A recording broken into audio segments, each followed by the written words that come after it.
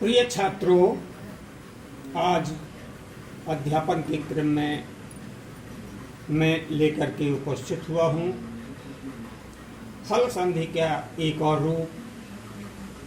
अब तक आपने संधियों के विषय में पढ़ा। संधियाँ मुख्य रूप से 3 प्रकार की हैं: अच, हल और व्यंग और विसर्ग। पूर्व में आप अच संधि को पढ़ चुके हैं, अच संधि को पढ़ चुके हैं।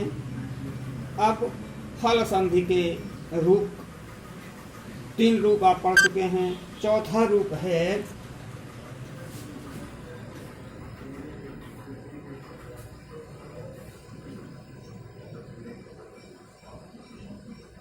शर्तो संधि।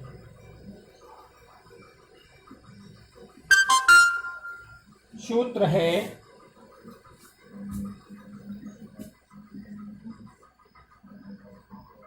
खरिच।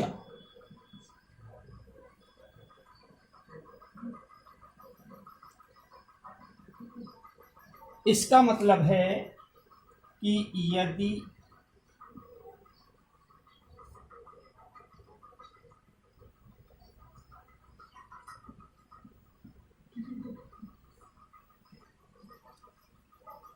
झल के पश्चात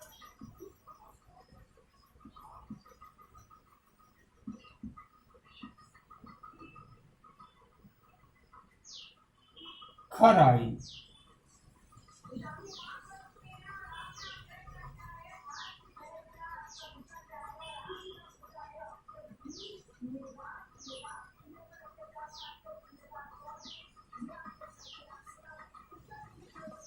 तो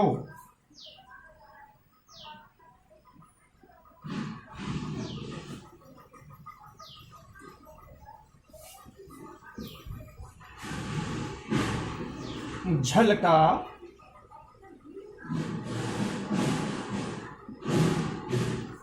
चर हो जाता है।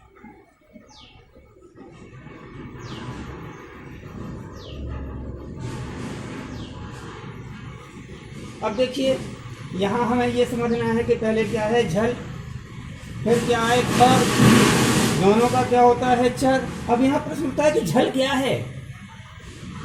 तो सबसे पहले झल के अंतर्गत आने वाले वर्ण कौन कौन से हैं?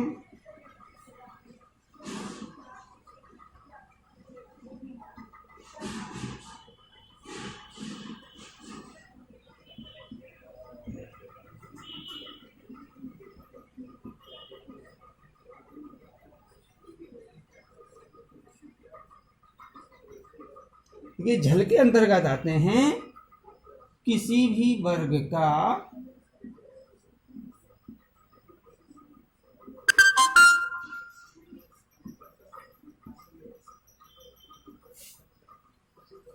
प्रथम,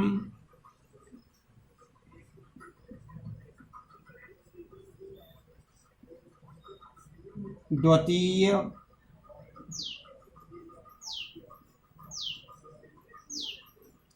तृतीय,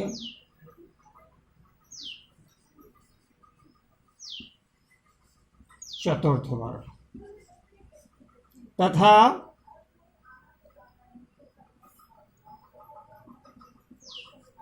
सा, शा, शा और हा, ये आते हैं झल के अंतर्गत। तो पहले प्रथम पद में ये वर्ण हो, फिर उसके बाद खर। खर में कौन कौन से वर्ण हैं?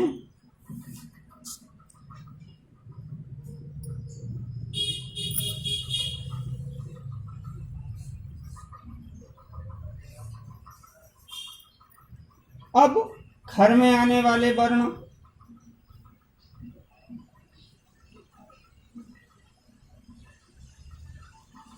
वर्ग का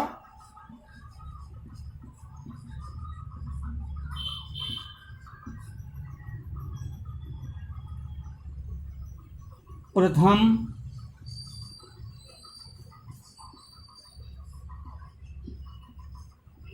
द्वितीय वर्ण।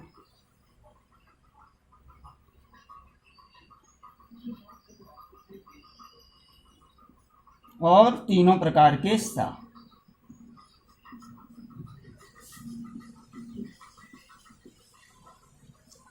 हो क्या जाता है? चर। चर में कौन कौन से वर्ण आते हैं?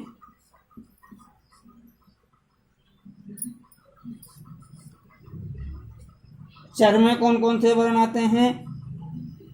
वर्ग का, यहां अपने वर्ग का प्रथम वर्ण। अब देखिए, इसे हम एक उदाहरण के द्वारा समझते हैं कि किस तरीके से संधि बनती है। अब उदाहरण है, देखिए,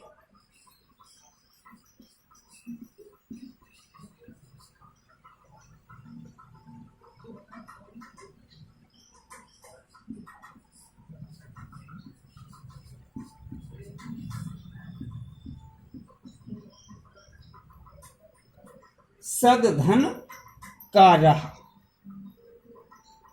अब देखिए, दा क्या है? झल के अंतर्गत किसी भी वर्ग का प्रथम, द्वितीय, तृतीय, चतुर्थ। दा, ता वर्ग का। ता, ठा, दा, तीसरा वर्ग। और उसके बाद क्या है? खर, किसी भी वर्ग का प्रथम एवं द्वितीय वर्ण। अब यहाँ ता वर्ग का प्रथम वर्ण है, तो यहाँ क्या होगा? ये जो ता वर्ग है, ता वर्ग का प्रथम वर्ण हो जाएगा। ता का क्या होगा? दा। नियम हमारा क्या कह रहा है? दा धन क,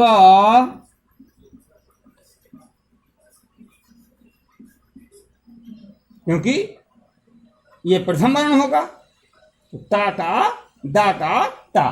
तो नया शब्द क्या बनाएगा? सत्कारः।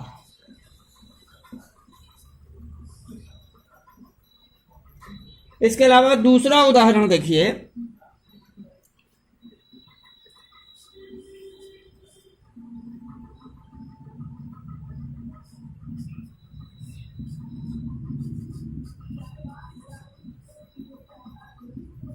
दिग्धनपालः। अब यहां देखिए, पा खर हो रहा है, यहां झल हो रहा है, तो दोनों मिलकर के इसका क्या हो जाएगा? गा का होगा का। तो ये जो शब्द बनेगा ये होगा दिक्पालः।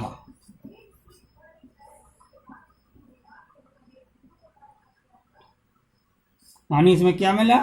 ग धन प बराबर क। ऐसा है। आप लोगों को ये चीज समझ में आई होगी।